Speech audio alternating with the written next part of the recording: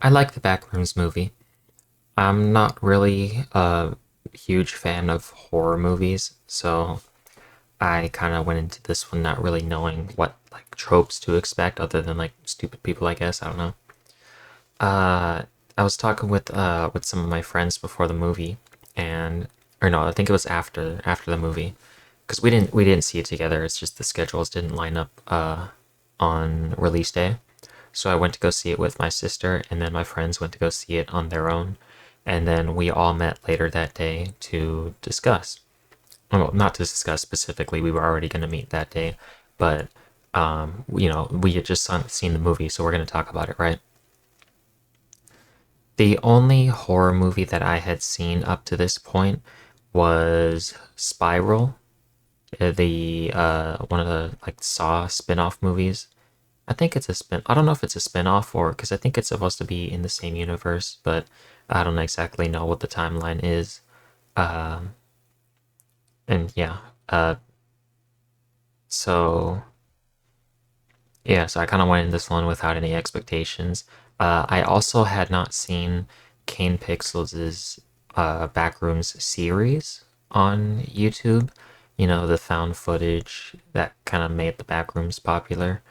I don't know if that was what made the Backrooms popular, but I think everybody knows his initial upload. That's probably the only one that I've seen. But yeah, so I thought it was a really good movie. It's a very slow burn, and that's not an issue for me. I like that it took its time. Um, if you are TikTok brain and don't have an attention span, you are not going to enjoy the movie. If you think that's you, don't even go to the movie because you will be scrolling on your phone the entire time, and it will ruin the theater experience for the people sitting next to you. That's me. I'm people sitting next to you. Um, anyways, what did the movie do good? Like I said, it's a slow burn. You kind of do care for the characters. There's only really four that we follow. Um, this movie will contain, or movie, this will contain spoilers. I'm gonna say right now before I get in too far in case I don't already have it on like the title or whatever. But yeah. So the four characters that we follow are Clark, played by how do I pronounce his name? Is it Chiwetel Ejiofor, who is an Oscar-nominated actor, but I only know him from playing Baron Mordo in the Doctor Strange, and I didn't see him in Venom 3, but I know he was in that movie too. Um, he's the only one I recognize from this cast. The other three are his therapist, Mary, and his two workers. I think their names were, was it Bobby and Kat? I think the names were. And we don't see as much of those two. They're only in like two scenes. So the majority of the movie follows Clark and Mary.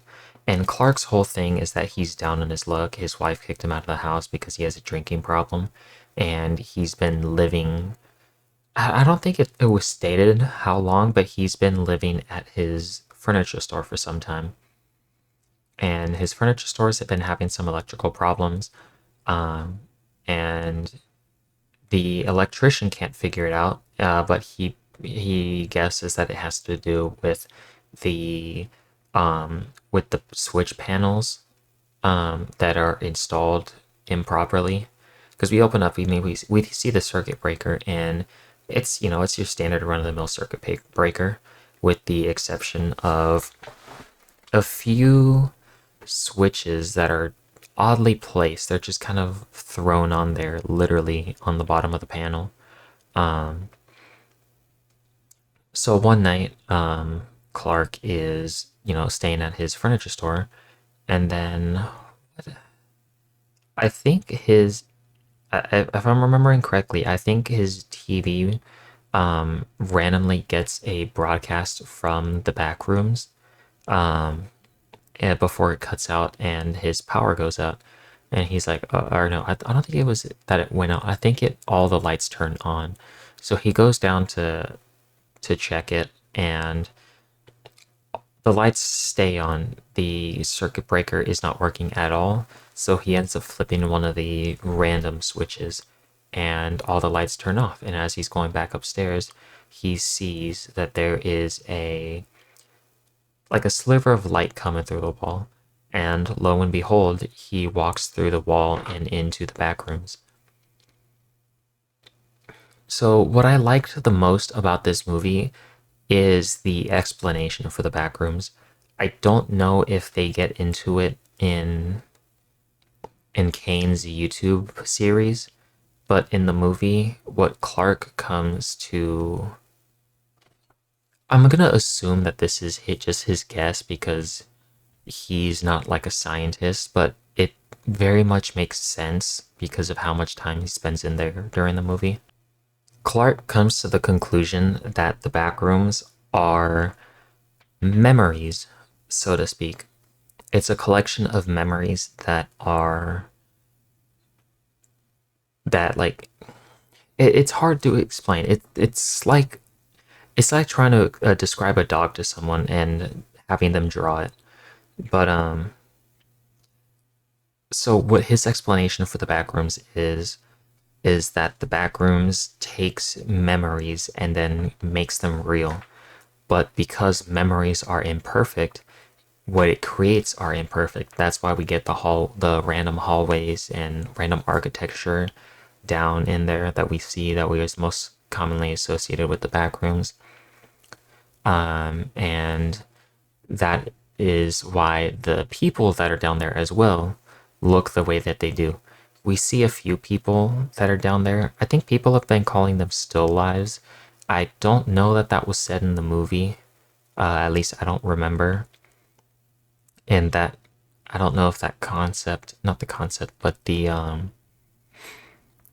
I don't know if that term comes from Kane's series or the Backrooms wiki, which is not associated with the film at all.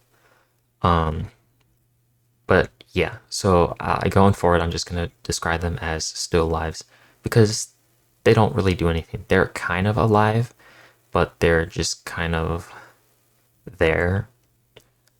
So what they are is people, but wrong.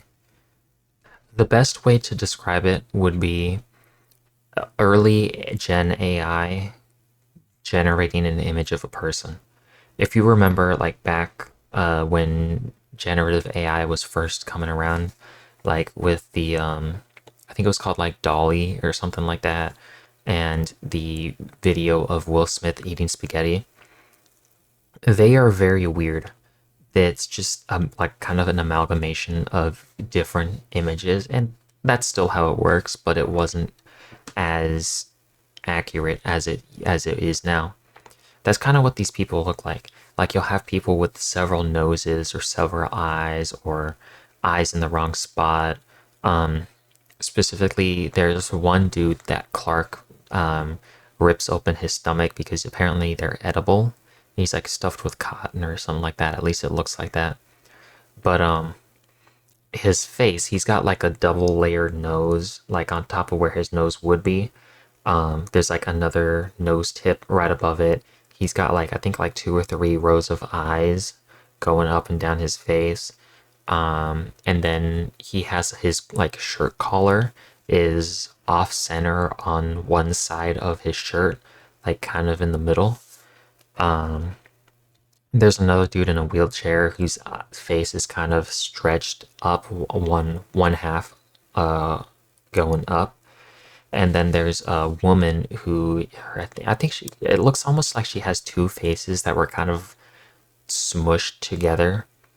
Like think about like if you mirrored like you took like half like a line down the middle of your face and then you pulled those halves away from each other and then kind of squished them back a little bit, but like squished them, not like moving the mirror closer to each other. Kind of looked like that. Um, and so I'm thinking the reason that Clark was able to figure this out was because one, the interior of the back rooms looks a lot like his furniture store. The first room that he encounters is is just an amalgamation of, not an amalgamation, just a giant pile of furniture. There's one scene when he's first leaving the back rooms that he goes back in and takes a stool. Um, he literally takes a stool sample from the back rooms. And actually, now that I think about it, they never say the word backrooms in the movie. I think in Kane's series they call it the complex. Um, but yeah, so I'm gonna keep calling it backrooms, but just know that in universe that's not what it's called. And there is the woman that I described. I believe that she is the memory of Clark's ex-wife because there's a portion in the movie where his therapist gets lost in the back rooms, and at this point Clark has kind of lost his mind a little bit, and he's trying to go through a therapy session where she pretends he's his wife and he's just kind of venting. And Clark is like, something's not right. Because this is kind of a callback to earlier in the movie when they did the same thing. But now that Clark is insane, he's like, wait 1 second. He walks up to the woman and just cuts off her scalp and puts the wig, so to speak, on Mary, so he can get better into character.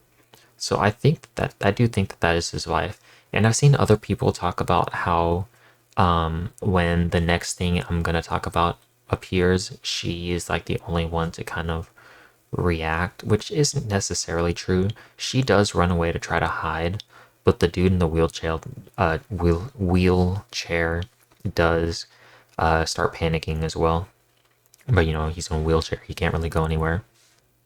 Um, so the other entity that is in the back rooms is a messed up pirate Clark. Um, yeah, a messed up pirate version of Clark. So this pirate Clark comes from Clark's furniture store commercial because his store is called Captain Clark's Ottoman Empire. Um, you know, playing on like Ottoman furniture, Ottoman Empire history, historical empire, and his commercial is him dressed as a pirate. So in his commercial, he's dressed as a pirate and he's going around talking about it's so good, prices are so good, it's a steal or something like that. And so the Backrooms manifests that pirate Clark into an actual entity. And I've seen some people theorize that the reason that this version of Clark is so lifelike compared to the rest of them, it is still pretty messed up, but it is a lot more accurate than others are, than other still lives, is because he has been spending so much time in the back rooms, which I don't necessarily think is true because I think the entity has existed in the back rooms since before Clark was in there. Um, but it's just that's something to, kind of take note of. So, yeah, so anyways, so this Clark is a lot more aggressive than any other. Well, I mean, it's the only one that can move around accurately. It doesn't just stand around, it's actively moving. It's very aggressive, and it seems to be a manifestation of Clark's anger issues as a whole. Because the first time we actually see it clearly, it it tries to attack Mary, and Clark is like, no, no, no, it's okay. She's just leaving. Um, and it kind of calms down for a second until Clark finally somewhat takes responsibility for his actions throughout the movie, and then it kills him and chases Mary. And this is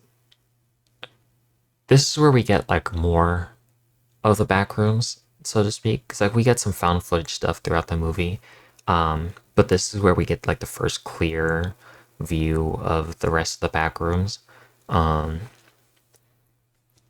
like Mary runs through, the regular office halls, and then she gets to like some neighborhood that's outside. I don't remember if this was Clark's employees' neighborhood or if it was just some standard bullshit you'd see in like the Backrooms liminal space compliment compilation or something like that. She gets into a room where it's just countless building stories going all the way down, with like the single escape being a door on the ceiling. And yeah, so at this point, you think she's getting away from the monster, and it keeps ends up following her.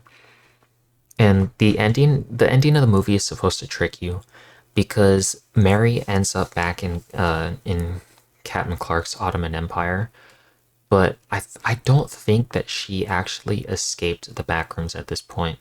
I think she's still inside of it, for a number of reasons. Now,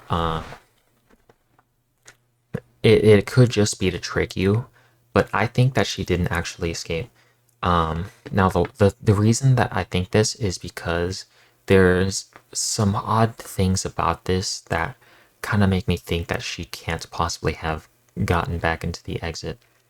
For one, the room that she's in before she exits, in quotes, does not match. Sure, the layout matches, but the furniture in pile is not there. When she leaves the back rooms, I shit. I think the bottom was cleared. That bottom room was cleared out. Cause the wait, no, it wasn't the wall. It was the ceiling door that she came out of, and that leads into a new hole in the floor of the furniture store, and that room I think was empty of because when Mary went into the back rooms, because keep in mind she only goes in. I'm saying keep in mind like I'm expecting you guys to not watch the movie. Um, if you remember, when she gets into the furniture store the first time to actually enter the back rooms, there's tape on the wall showing the entrance. There's notes and stuff all over the floor. And to my recollection, I don't think any of those were there when Mary came through the floor. She goes back up. The interior has been rearranged all over the place. There's like a row of chairs in a circle surrounding a caveman cardboard cutout, and the doors are walled off on the outside. Keep in mind, the doors aren't boarded up. They can still open, but there is like a new wall in front of the doors that prevents them from opening. And then Mary is able to escape through some small slit in one of the walls that the monster can't climb through, and she ends up with Async, the company researching the backrooms from the web series. And I think that I don't know, it's tricky because I don't think that they would have been able to control. Well, it depends on how long Mary is in the backrooms. I don't think time is one for one in the backrooms. It works weird. So it could be that when Mary's in the backrooms for like 5 hours, maybe, she is actually gone for 5 months in the real world. And that's not explained, and I don't think that's explained in the series. There are time anomalies in the series, but not exactly like how I described it right here. Um, so I guess it's possible that that could have happened too. Because I do think it's highly likely that Async would have boarded up the place to study it. Because they did find out that Clark was in the back rooms. One of the scientists, his name is Phil. He does see he's monitoring a camera, and he does see Clark in the back rooms when he's first exploring. But yeah, so no, I don't think Mary escaped the back rooms when she was in Captain Clark's, but I do think she was taken out of the back rooms by Async. Because at the end of the movie, we see her, she's getting like interrogated by Phil. He's like, "What can you tell us?" And Mary's talking about, like, "Oh, what are you going to do to me? Are you going to let me go?" And Phil's like, "That's not up to me." And at that point, we get uh, one more final montage of the backrooms. We see Mary's influence on the backrooms starting to take influence, and Clark's employees as well. We see Mary's old house that got demolished. We see the neighborhood that Clark's employees lived at. We see their missing posters on lampposts within the back rooms because I didn't mention it here, but yeah, they died. For any people who, for whatever reason, are still watching, even though I told you there was going to be spoilers. And then we see the interrogation room with a still life version of Mary. And so I've seen some people talk like, oh, they left her in the back rooms and she just turned like that. That's not what happened. That's not what the back rooms does. And if you weren't on your phone and you were paying attention to the movie, you would know that. But sorry, I'm just ranting. I'm gonna say this right now. If you're going to go to a movie, why the fuck would you be on your phone the entire time and then complain that you didn't understand the movie? I don't understand that. There was like some teenagers that were sitting next to me at the theater, and they were so fucking annoying. If I wasn't sitting right next to them, I would have started throwing popcorn. I swear to God. But yeah, I ranted. I honestly forgot what this video was about. I was just talking about the movie. Um, yeah, I liked this interpretation of the backrooms. I don't know much about like the wiki version, but at least right now this has my favor, Kane's version of the backrooms because it's a lot more. It's not very grounded. It's fantastical, but you get what I'm trying to say. And yeah, I honestly, if we get a sequel to this movie, I would like to see a lot more of async because they didn't go into that. But yeah, this is a good movie. I would highly recommend it. And y'all should go see it.